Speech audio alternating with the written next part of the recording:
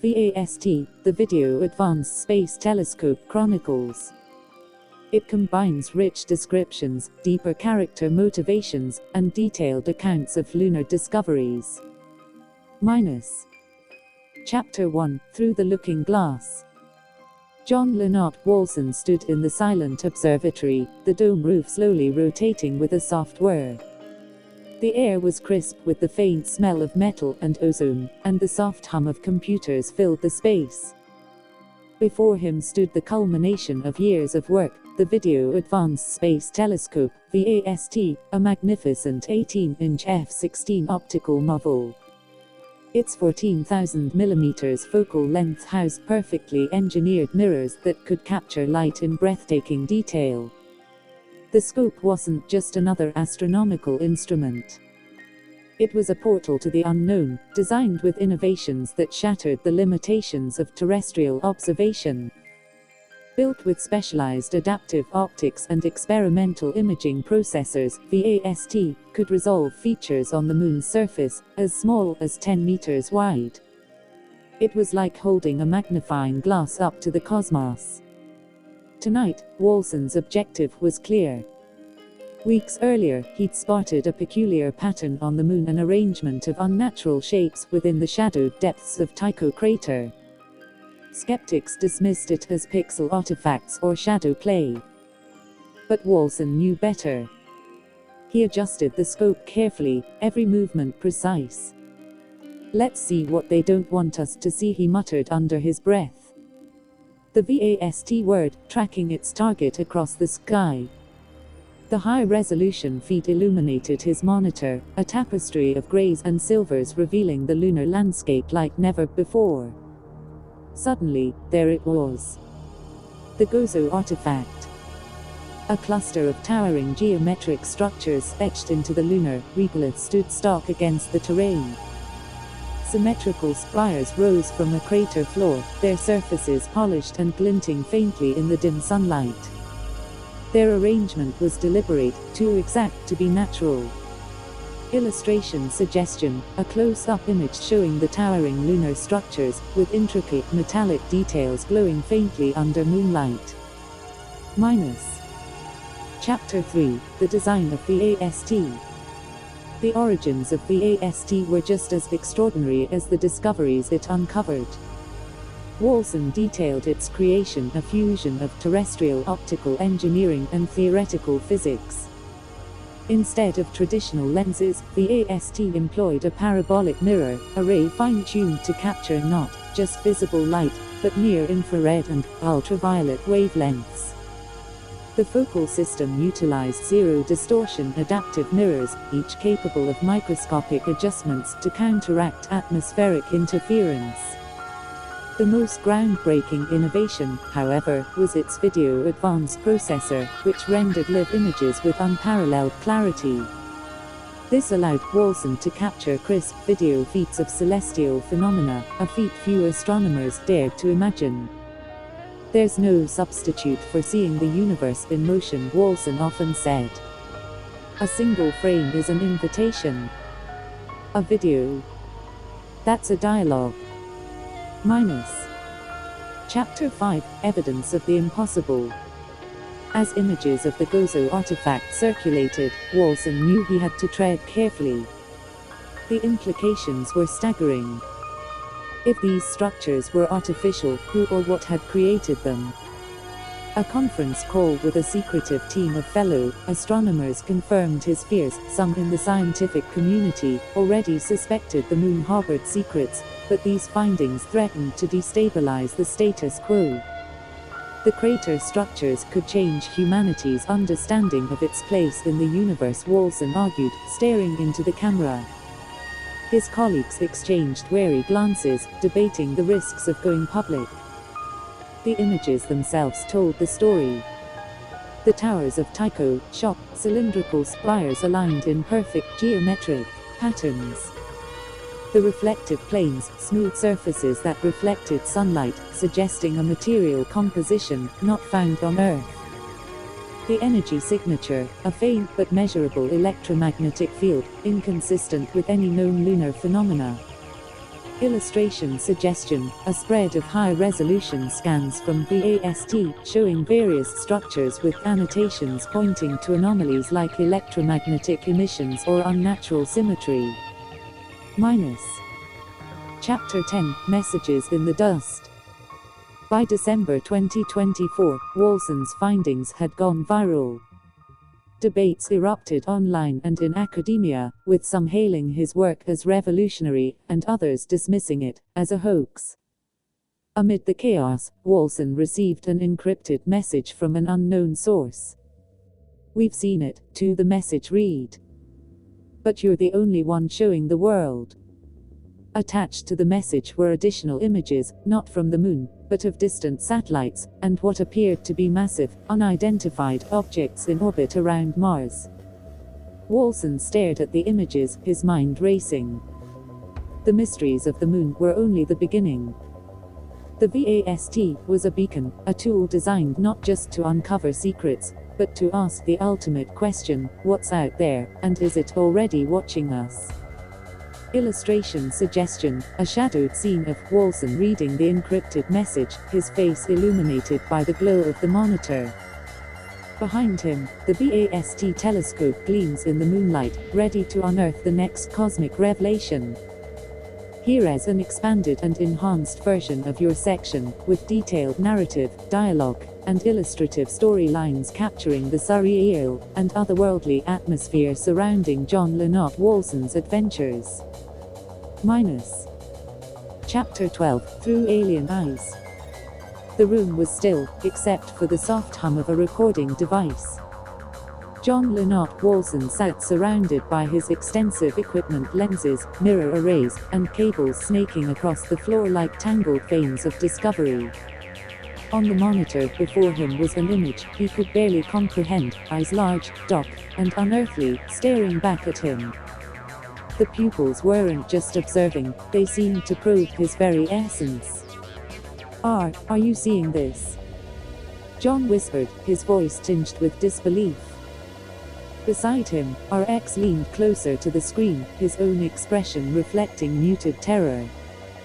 How is this even possible?" RX muttered. "Is it alive? Sentient?" John leaned forward, adjusting the digital controls to enhance the frame. As he zoomed in, the eyes began to show even more detail.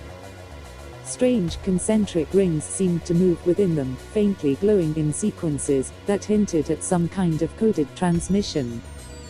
"I don't know what we're looking at," John admitted, "but I know one thing: this isn't just a reflection or a trick of light. This is something else. And I don't think we're meant to see it." Illustration suggestion, a high-definition close-up of the alien eyes on a monitor, glowing faintly with concentric patterns, surrounded by an array of advanced telescopic devices. Minus.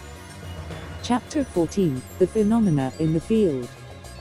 Weeks after the V.A.S.T release, Walson found himself at the Awake and Aware conference. The energy of the event was palpable, attendees from all walks of life buzzed with excitement, their conversations peppered with theories about UFOs, apps, and the secrets hidden beyond the stars. John and RX arrived late, stepping into the scene as if walking onto a stage of a play already in motion. Rather than disrupt the panelists, they took their equipment to the manicured lawns outside. A chilly breeze blew as the duo assembled John's custom UV camera, a technological marvel that revealed what the naked eye could never fathom. "Let's see what's hiding out here tonight," John said, calibrating the lens with practiced ease. MZ. Teeny Weeny, the event organizer, caught sight of them and approached with curiosity. "Is that what I think it is? The famous camera?" John smiled. "It's a little more than just a camera. Want to see for yourself?" Trini's eyes widened. "Are you kidding? Show me." John handed her the device, giving quick instructions on how to pan and focus. As Trini aimed at the sky, joined by another attendee, MZ. Katrine 1 owl. The display flickered with shapes unmistakable, fast-moving orbs, shimmering with a light that seemed to shift between visible and invisible spectrums. There. There it is, Katrine shouted, pointing skyward. On the screen, the orb began to rotate, its speed accelerating. The women gasped as the object suddenly split in two, the pieces performing an intricate spiral dance before disappearing from view. "Did you catch that?" Trini asked breathlessly, holding the camera tightly as though it might slip through her fingers. John nodded. "It's all there. Every second of it." Illustration suggestion, a scene of John, Trini, and Katrine gazing up at a luminous orb splitting into two distinct objects, with the glowing camera displaying the anomaly in vivid detail. Minus. Chapter 16, Last Time and the Message. The drive home was silent, save for the sound of tires on the asphalt. John reviewed footage from the camera, his eyes flicking between the screen and the inky black sky through the car window. RX noticed John's furrowed brow. "What is it now?" RX asked. John gestured to the camera. "This something's pacing us." Outside, a faint orb appeared in the distance, following the car. It moved steadily, paralleling their path with eerie precision. "It's not just pacing us," John muttered. "It's studying us."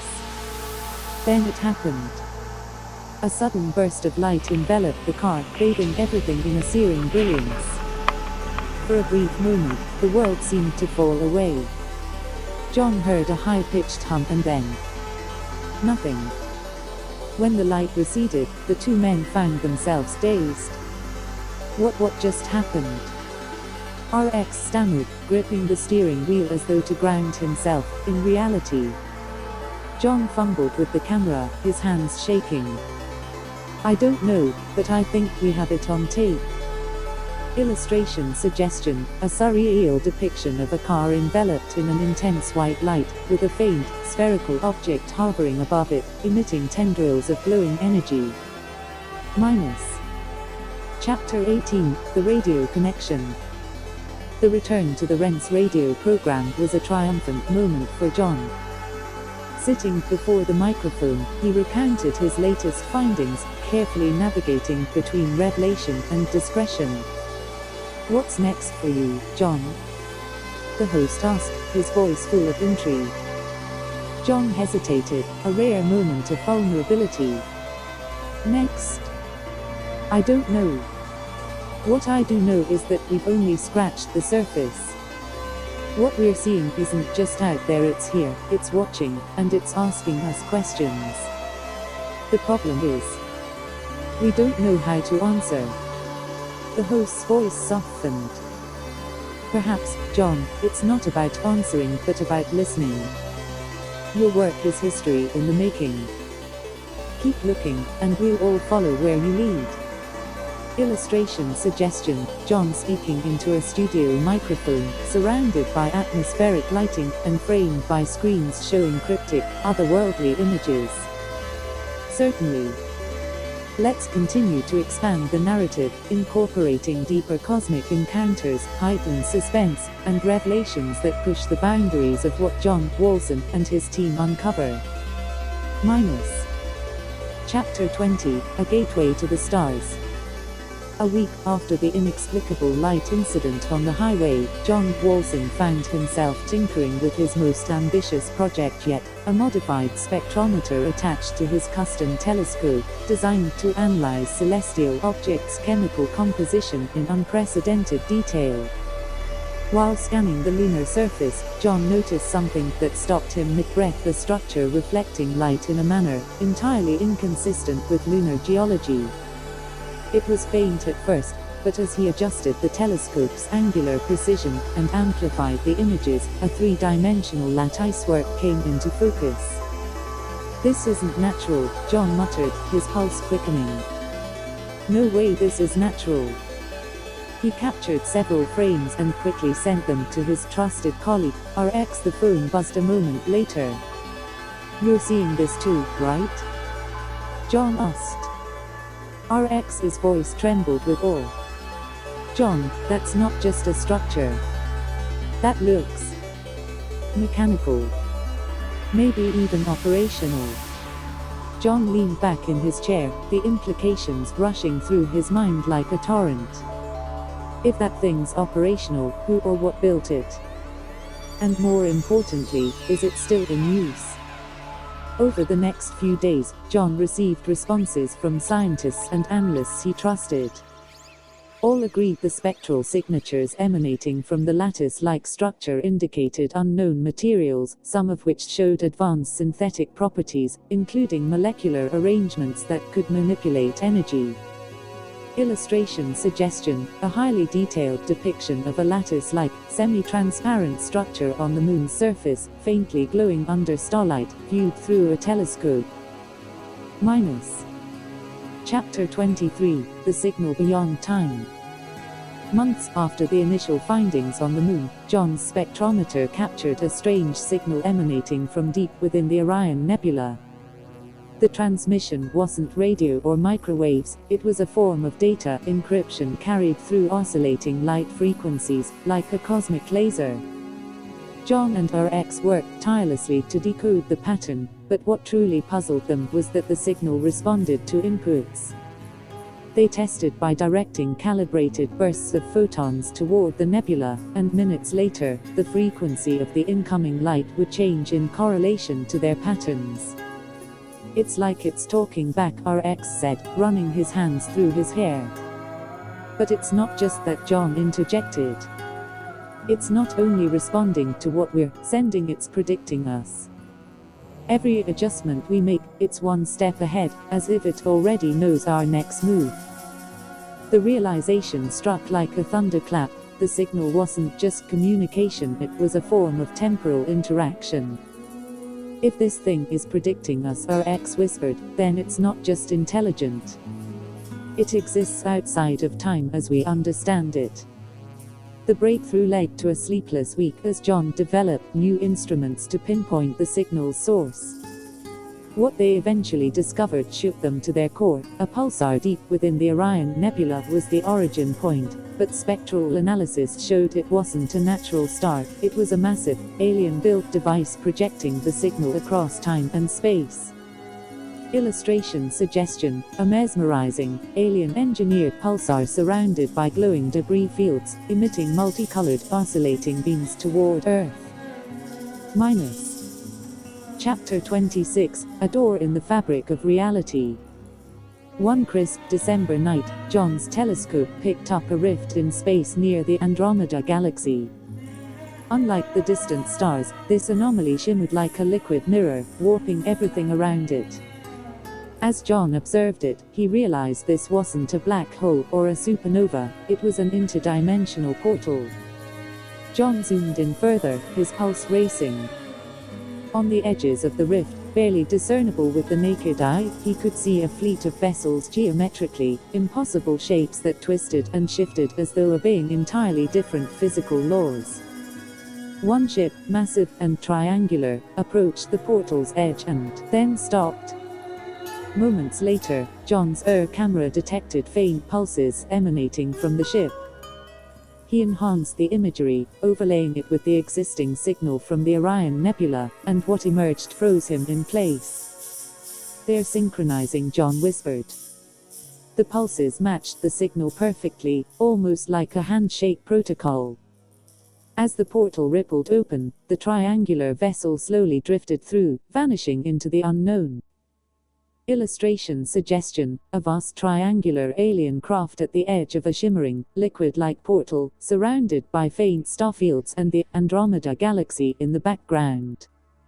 Minus. Chapter 29, The Face of the Unimaginable.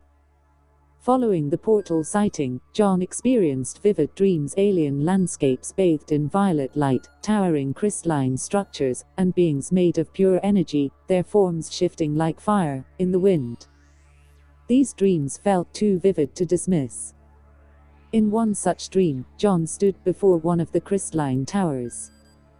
The being of light spoke to him, not in words, but in pulses of emotions and images. He understood without question.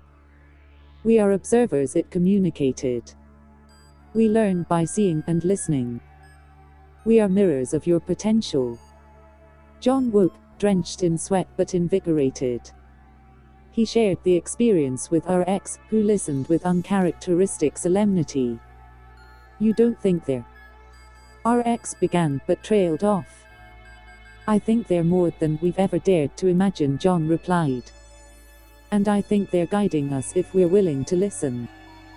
Illustration suggestion: a breathtaking landscape of a violet-hued alien world, with towering crystal monoliths reflecting dazzling lights, and a glowing humanoid energy being communicating with John. Minus. These expansions invite the reader into deeper cosmic mysteries, blending discovery with philosophical questions about existence, intelligence, and the universe.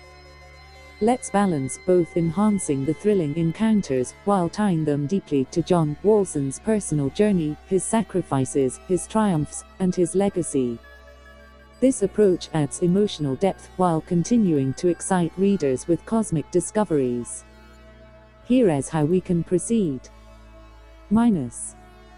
Chapter 31, The Weight of Discovery. As John delved deeper into his findings, fame and scrutiny began to collide. His recordings from the Moon, the Orion Nebula signal, and the interdimensional portal had drawn attention from major research institutions, government agencies, and conspiracy theorists alike. The pressure became unbearable. One morning, John stood on the observation deck of his workspace, gazing at his custom-built telescope, the very tool that had carried him into the depths of the cosmos. It had been a blessing and a curse. Flashback. Years earlier, John had spent endless nights alone, dismantling and perfecting this telescope with his late father, who had always encouraged his curiosity about the stars. This scope, son, his father had once said, polishing a reflective mirror, will show you more than light. It'll show you truths no one else will see. Now, those truths were threatening to unravel his life. His phone buzzed incessantly with requests for interviews, appearances, even threats from anonymous sources, warning him to stop investigating. Yet, despite the chaos, he couldn't turn back. RX called as John leaned against the railing. Mate, I know it's a lot right now, but you've got to see this. Not now, RX, John muttered. No, John, you really need to see this. Minus. Chapter 32, Voices in the Dock. Late that night, John and RX sat before a giant monitor as they reviewed footage from the modified telescope. The moon lattice structure had shifted its position by several kilometers, a feat impossible for any natural formation. But the most stunning revelation was an audio waveform embedded in the data. John isolated the waveform, playing it on repeat. The sound was otherworldly, a series of deep harmonic tones interspersed with what seemed like a synthetic voice. Can we clean it up? RX asked. Already on it, John replied. Hours later, after countless filters and decodings, the message became clear. The voice, though mechanical, was articulate. We are the Watchers. Your awareness begins a path that cannot be undone. Proceed, but with caution. John stared at the screen. RX whispered, this isn't just a discovery anymore. This feels like a warning. Illustration suggestion: John and RX leaning toward a glowing monitor, as eerie harmonic waveforms ripple across the screen, their faces reflecting fear and curiosity. Minus. Chapter 35, Contact at the Observatory. A month later, a team from a secretive organization visited John unannounced. Introducing themselves as the Celestial Observation Unit Coup, their leader, a sharp-eyed woman named Dr. Evelyn Locke, praised John's groundbreaking discoveries, but warned him against releasing too much of his work publicly. We're here to help you, she claimed, her tone clinical yet unnerving. John scoffed, folding his arms. You're here to silence me. Dr. Locke sighed. We're not your enemy, Mr. Walson. But you've reached a level of observation that's sensitive. Some things aren't meant for mass understanding, not yet. What aren't you telling me? John demanded. She hesitated, then handed him a file labeled Chrysalis Directive. Inside were photographs eerily similar to John's recent findings, structures on Mars, deep space anomalies, and schematics of what appeared to be alien energy conduits. John's blood ran cold. How long have you known? For decades, Locke admitted. But you're the first to prove it independently. We need to work together to understand what we're dealing with.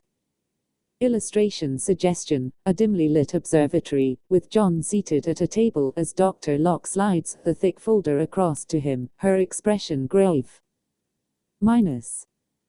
Chapter 39, Through the Rift. With reluctant support from Dr. Locke and the crew, John secured advanced equipment to observe the Andromeda portal. One night, as the team watched the shimmering gateway, something unprecedented occurred. A signal was sent directly to their coordinates. This signal wasn't just audio or visuals, it was an immersive hologram projected into their lab. It depicted a planet eerily similar to Earth, yet different in subtle ways. Towering spires jutted from lush forests, while floating cities hovered above oceans. A massive figure appeared, a humanoid entity with translucent skin, and a glowing core in its chest. "You've found us," it said, its voice resonating like music. The room fell silent. John took a step forward, unable to suppress his trembling voice. "Why now? Why reveal yourselves to us?"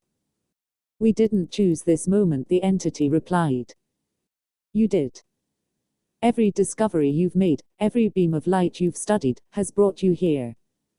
This is not the end of your journey, it is the beginning of ours together." The hologram faded, leaving John and the team staring in disbelief. The entity's words were etched into their minds: "The path you've taken changes everything." Illustration suggestion, an awe-inspiring holographic projection of an alien, humanoid with translucent, radiant skin, speaking in a lab filled with advanced equipment, and astounded scientists.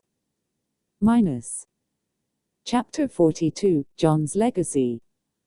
As years passed, John's work became a cornerstone for humanity's growing understanding of the cosmos. His discoveries led to the development of new technologies, inspiring countless others to look to the stars. Though he continued to face challenges, doubt from skeptics, conflicts with powerful organizations, and his own internal struggles, John remained steadfast. One evening, standing under the night sky with his latest prototype telescope, he spoke softly to himself. "If my father could see this," he said, a bittersweet smile on his face. "All those nights we spent, staring into the unknown. It was worth it." And as he gazed upward, a streak of light crossed the heavens, the reminder that the cosmos still had countless mysteries left to reveal. Illustration suggestion, a reflective John Walson looking up at a starry night sky, his telescope by his side, with a shooting star arcing above him.